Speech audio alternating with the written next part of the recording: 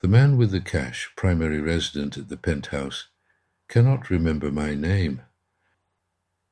I was doing fine, minding my own business. The mirror was reflecting the image of a satisfied personality. And then Harry showed up. "I brought you the program I was telling you about." "Which one?" I asked him, puzzled. "The one that turns your computer into a planetarium.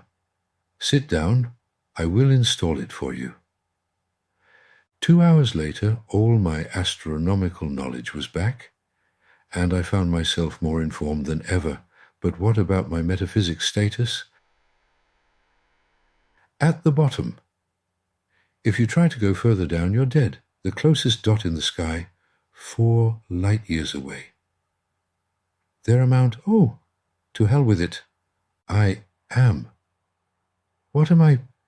I am grateful that the relative quote is written in an old-fashioned way in some church domes, and if I say it out loud, there is a risk of the domes falling on the believers' heads. And there was evening, and there was morning, and yes, the good God had created everything according to his will. But I was still lost, mainly because my personal problem was not my only concern. I also had you to think about, because if you found out the truth, you would probably delete me as a friend, and without friends on the internet, what is life worth?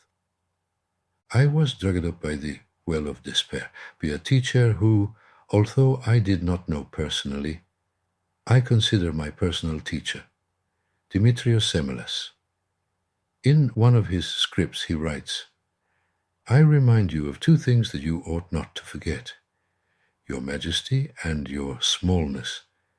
You are minimum because you can be annihilated, crashing into the sprouts of the same matter that were animated by the magic of the Absolute. So be humble. You are great because you can understand his thought and fulfill them. Be worthy then." All this time, staring at the stars, thinking of mankind, I experienced my littleness to my bones. But the primary characteristic of the reality we are living in is the form of the matter.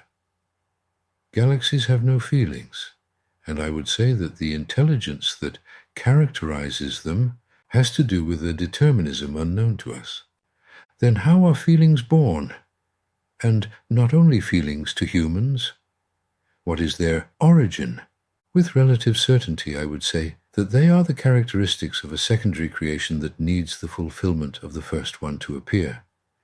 It comes after it chronically, but it is not limited by it. The manifestation of man constitutes an upgrading of the original creation. In joining this stage of the general process of creation is where human greatness is hidden.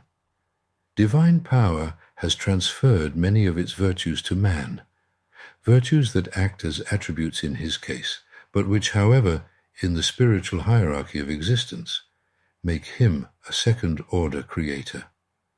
So the man can, wherever he is, in any place of the cosmic space, be proud, because he is actually the son or the daughter of God.